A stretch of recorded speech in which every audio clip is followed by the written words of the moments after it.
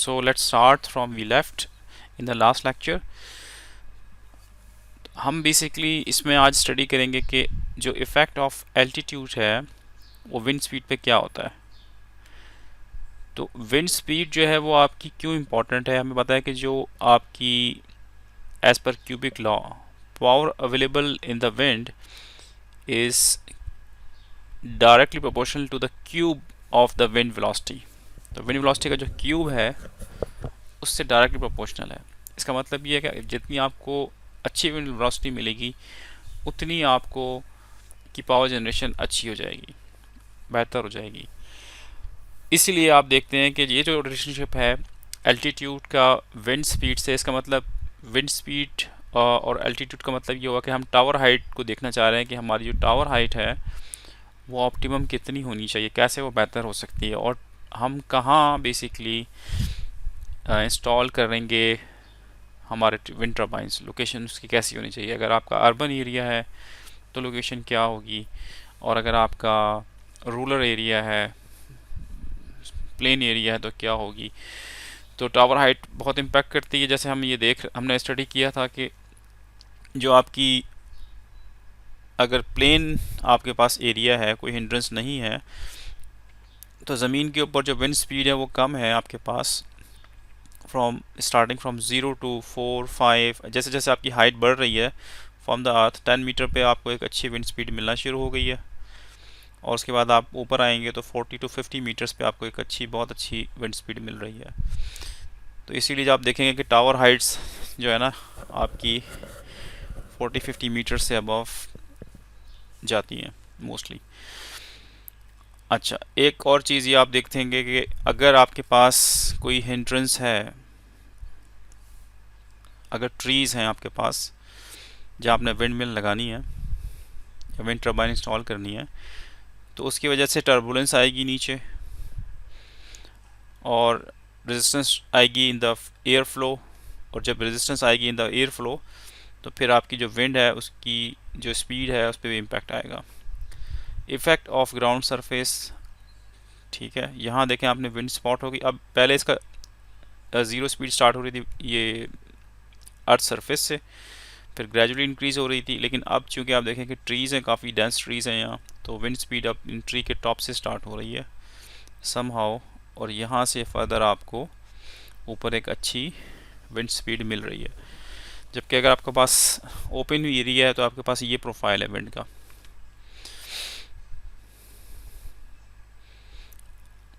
हमने ये डिस्कस किया था कि आपके पास अगर अर्बन एरियाज़ हैं और आपके पास कोई बिल्डिंग है जिसकी हाइट h है, ठीक है जी, तो जो इसका इम्पैक्ट है वो तकरीबन 20 h तक रहता है वर्टिकली, हॉरिजॉन्टली 20 h तक रहता है, और vertically it's remain up to 2 h।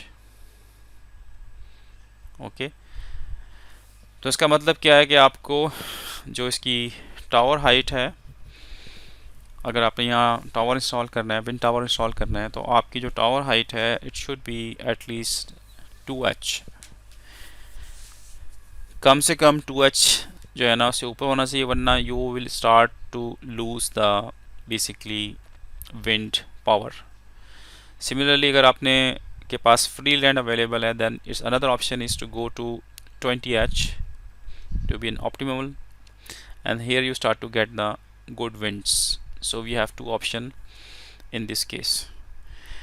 Another चीज़ जो इंटरेस्टिंग है नोट करने की वो ये है, जैसे विंड की आप देख रहे हैं कि ये कॉन्फ़िगरेशन जो है ना वो डिफरेंट है।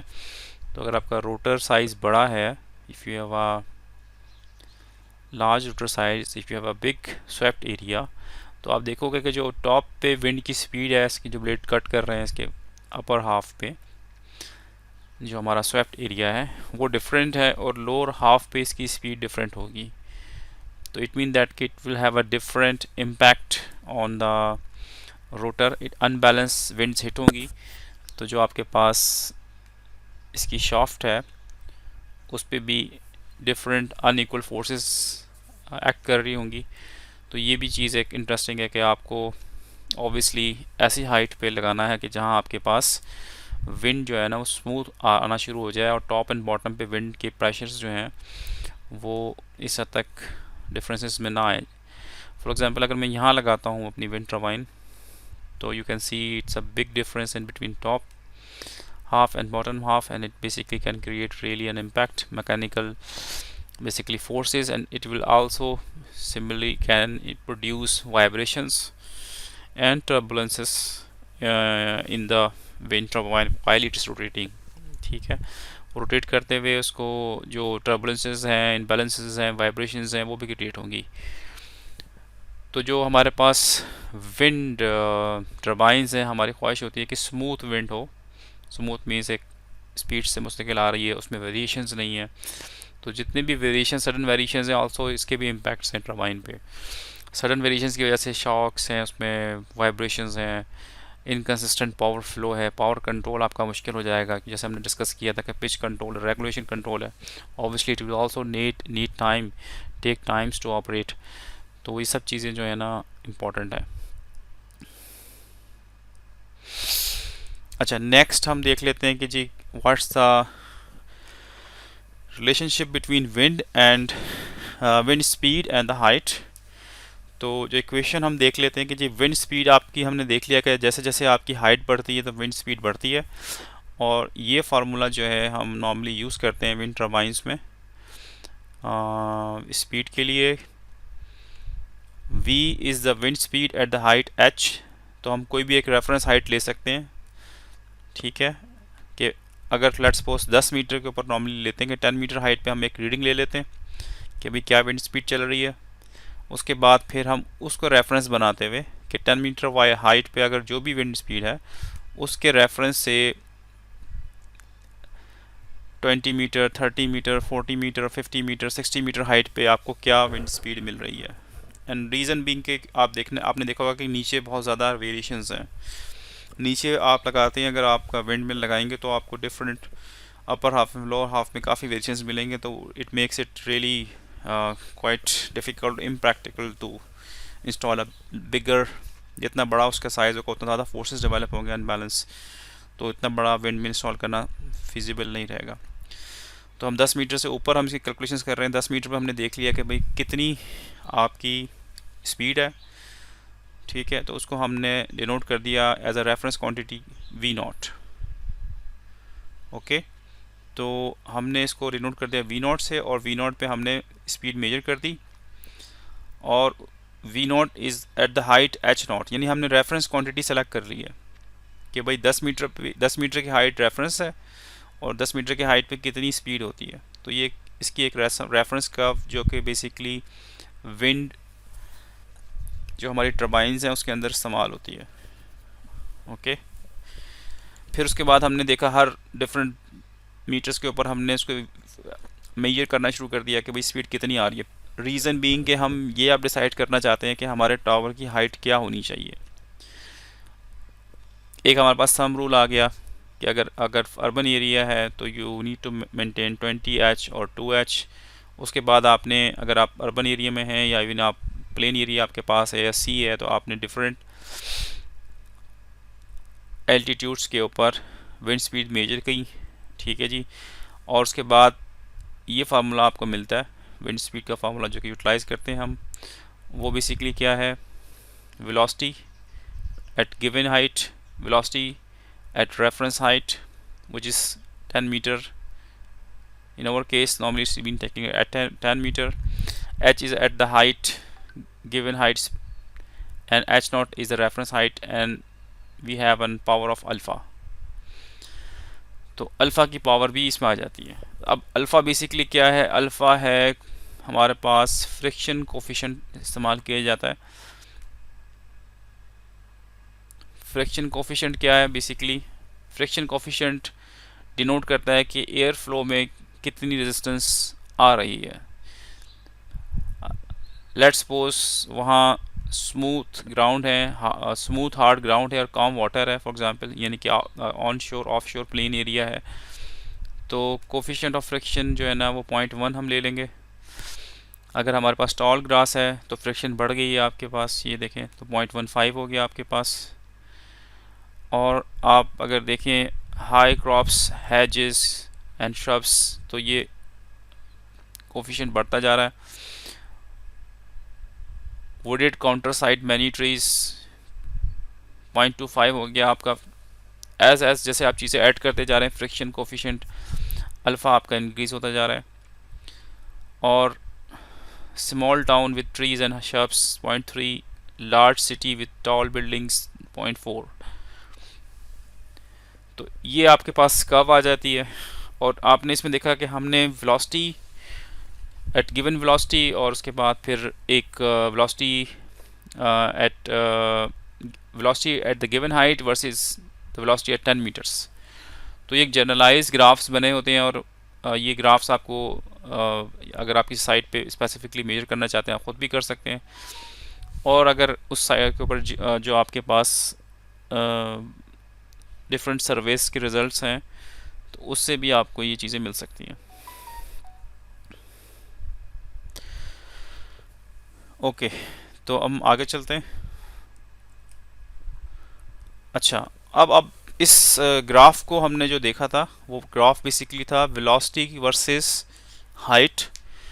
ओके, तो हमारे पास ये ग्राफ हमने अचीव कर लिया था। फिर हमने इसके अंदर कोफिशिएंट जो है आपका फ्रिक्शन कोफिशिएंट उसको ऐड कर दिया था फर्दर। अब हम इसी ग्राफ को यूटिलाइज करेंगे पावर कैलकुलेट करने में कि पावर कितनी अवेलेबल है at given height. Wind power इसकी बात कर रहे हैं। अब ये वो पावर नहीं है जो कि आपका विंड टर्बाइन एक्सट्रैक्ट करेगा with in the from available to the mechanical power. Okay, so आप प्लस एक चीज़ हमने ये नोट की है यहाँ कि अगर आपके पास लार्ज सिटीज़ हैं तो उसके अंदर इंस्टॉल करने के लिए आपको विंड टर्बाइन बेसिकली फिजिबिलिटी नहीं है, ठीक है, अनलेस कि आप उन बिल्डिंग से भी ऊपर चले जाएं। जैसे मैंने बताया है कि अगर आपके पास एक हाईएस्ट बिल्डिंग है उसके साथ आपने टावर लगाना है और वो इस तरह से है कि वो उसका इम्पैक्ट आ रहा है तो you need to go for at least 2H, that might be become in non feasible to basically install that turbine. अच्छा, अब हमने इसी इक्वेशन को इस्तेमाल किया। उसी इक्वेशन को इस्तेमाल करते हुए हमने बेसिकली जो पावर है हमें पता है कि वो डायरेक्टली प्रोपोर्शनल है to the cube of the velocity. तो हमने कैलकुलेशंस जो की थी wind power available in the wind, उसमें वो डायरेक्टली प्रोपोर्शनल थी cube of the wind velocity. तो इसको जब आप कन्वर्ट करते हैं, इक्वेशन को ड्राइव करते हैं, तो हमारे पास इक्वेशन आती है कि power available at given height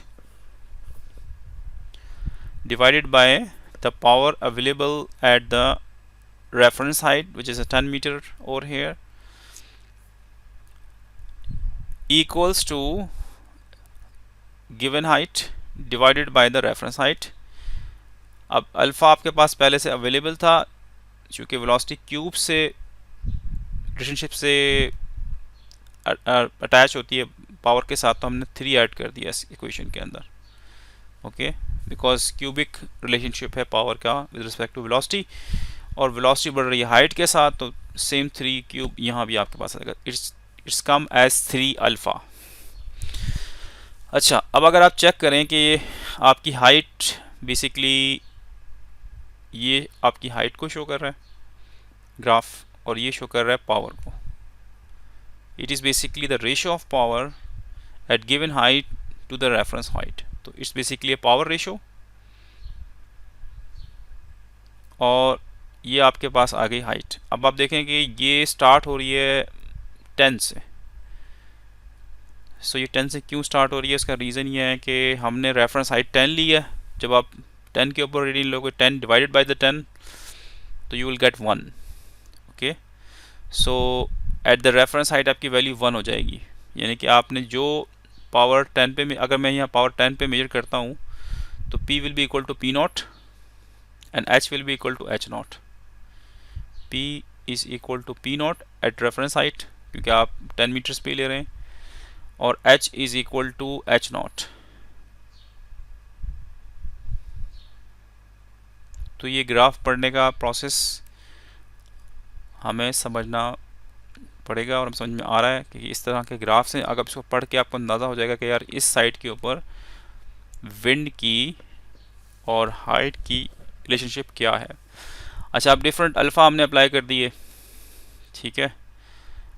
कौन सा एरिया है जी? अच्छा जी, तो अर्बन एरिया है, तो हमारे पास विंड प्रोफाइल प्लेन का फॉर एग्जांपल अगर आ गया है तो हमने अप्रोक्सीमेटली अल्फ़ा अप्लाई करके अप्रोक्सीमेट फिगर ले ली, 0.3 यहाँ है तो 0.4 मेरे, अगर मेरे पास सेम एरिया है और मैं निकालना चाहता हूँ कि यार 0.4 पर अंदाज़न कितना होगा, तो मैंने अल्फ़ा अप्लाई करते हुए एक सिमुलेटेड कर्व निकाल लिया कि यार मेरे पास अगर ये जो सेम एरिया अगर वहाँ शहर बनना है कुछ दिनों में, तो अगर मैं वहाँ विंड लगा रहा हूँ तो अगर उसके पीछे एक सिटी कंस्ट्रक्ट होना शुरू हो गया, तो अब मेरे पास ऑब्वियसली जो पावर जनरेशन है वो कम हो जाएगी, और कितना इम्पैक्ट आएगा वो मैं निकाल सकता हूँ, साल के कितनी मेरे रेवेन्यू लॉस हो सकता है वो मैं देख सकता हूँ।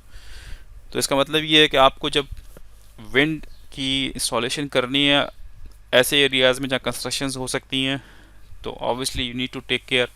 हो सकता है कि जब आपने इसको इंस्टॉलेशन की तो अल्फ़ा 1.1 था, यानी that was almost a plain land था, लेकिन आपको पता था कि यार उसके पीछे अब एक बड़ी सोसाइटी है, बिल्डिंग एक वो आने वाली है, तो ऑब्वियसली उसके बाद उसका इम्पैक्ट आप देखेंगे ह्यूज इम्पैक्ट है, इट इज़ कमिंग टू 0.4 और 0.5 depending upon the congested site. लेकिन अगर आप उसको एज पर फॉर्मूला 0.4 लेंगे तो आपको अंदाज़ा हो जाएगा कि you are losing how much power immediately. Okay, तो ये फार्मूले में अप्लाई करेंगे, फिर आप देखेंगे यार अब इतनी मुझे लॉस हो जाएगा, तो फिर मेरी पर यूनिट कॉस्ट ऑब्वियसली जनरेशन कम हो जाएगी और रिटर्न ऑन इन्वेस्टमेंट आपका लेट हो जाएगा। तो ये सब चीज़ें हमें अवेयरनेस होनी चाहिए कि यार क्या इम्पैक्ट्स पड़ सकते हैं, हमें साइट सिलेक्शन कैसे करनी है, और उसके अंदर इसका बड़ा रोल है। सिमिलरली आप इस कर्व पे आ जाएंगे, ये जो कर्व है that is the wind speed versus height v by v naught, और ये ड्राइव हो रही है यहाँ से, जो ये आपके पास फार्मूला था जो हमने अभी डिस्कस किया था, विंड स्पीड वर्सेस हाइट वाला फार्मूला, इससे ड्राइव हो रही है। ये क्यूबिक रिलेशनशिप था पावर का, हाइट का रिलेशनशिप क्यूबिक नहीं है, it's moving with alpha only, not alpha cube. तो अब आप देखेंगे तो इसके अंदर जैसे जैसे आपकी हाइट बढ़ रही है तो विंड स्पीड भी इंक्रीज़ होती जा रही है। तो height is increasing, wind speed is increasing, और तकरीबन 50-60-70 मीटर्स पे आपको काफ़ी स्मूथ एयर्स मिलना शुरू हो रही हैं, और अगर आपके पास प्लेन एरिया है तो आपके पास एक अच्छी जो रेशो है वो आपके पास आ रही है। Okay, at the same wind speed you are getting different, at different height you are getting different wind speed ratios. So अगर let's suppose आपके पास 80-60 मीटर की हाइट है, तो आपके पास इसके ऊपर 1.2 विंड स्पीड रेशो मिल रहा है आपके पास।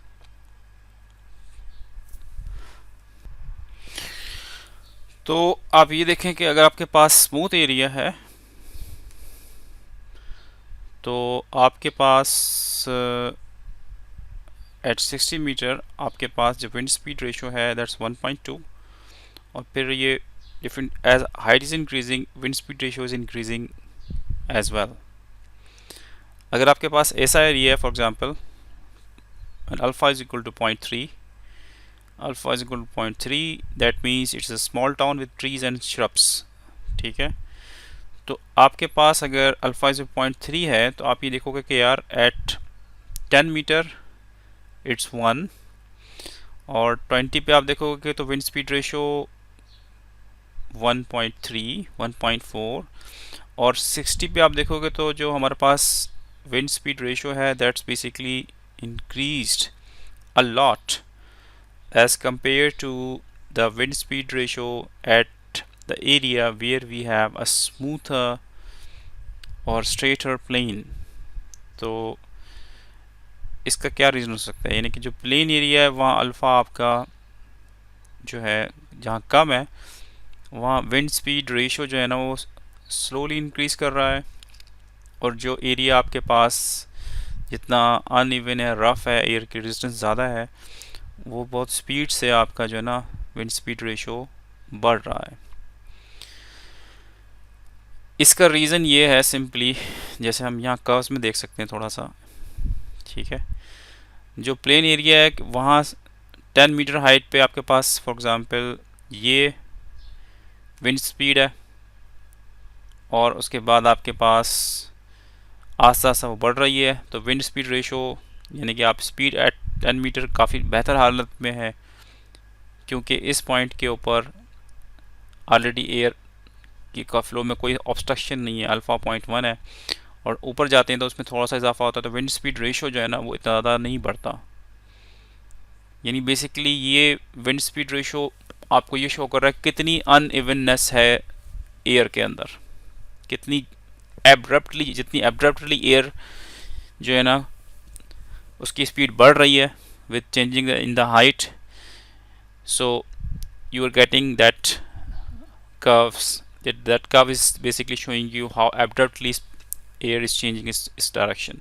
So here you can see if इसमें अगर लेट्स सपोज यहाँ अल्फ़ा आपका यहाँ समझ लें 0.2 या 0.3 है, तो इस पॉइंट पे at 10 meters height almost is equal to some very minor wind speed is available here, okay, at this point। और जैसे ही आप ऊपर जाते जा रहे हैं वो बहुत स्पीड से बढ़ रही है, उसके बाद फिर कुछ स्मूथनेस उसमें आ रही है। तो यही रीज़न है कि ये जो आपका अल्फ़ा है यहाँ, तो इसका इम्पैक्ट उस पर आ रहा है। ओके, एग्जाम्पल हम देख लेते हैं, प्रैक्टिकल एग्जाम्पल्स क्या हैं इसके। एग्जाम्पल ये हो सकता है अभी एट गिवन रोटर कांस्टेंट, यानी कि आपके पास सेम टर्बाइन है, उस सेम टर्बाइन को अगर आप 60 मीटर्स पे लगा रहे हो तो you are getting 500 kilowatts, okay. और अगर उसी टर्बाइन को आप 100 मीटर पे लगा रहे हो तो wind speed is increase from 6 to 7 and you are getting 800 kilowatts या मेगावाट्स whatever, या ऑलमोस्ट नियर टू 1 मेगावाट। और अगर उसका 140 मीटर्स पे लगा रहे हो तो यू आर गेटिंग 1200 किलोवाट्स, यानी 1.2 मेगावाट्स। तो इस तरीके से आप देखें कि जिस तरीके से हाइट बढ़ रही है उस तरीके से आपकी पावर जनरेशन बढ़ रही है। तो अब क्या है कि ऑप्टिमम आपको देखना पड़ेगा कि यार ऑप्टिमम हाइट क्या है, जिसको बढ़ाने के बाद फिर बहुत ज़्यादा फ़र्क नहीं पड़ रहा पावर जनरेशन के अंदर। तो you need to bear the cost of wind turbine tower, cost आपको बेयर करनी पड़ेगी टावर की हाइट बढ़ाने की वजह से। तो ये इंटरेस्टिंग रिलेशनशिप है जो कि हमने पढ़ा है। अब हम इंशाल्लाह अपने नेक्स्ट टॉपिक की तरफ मूव करते हैं। Thank you.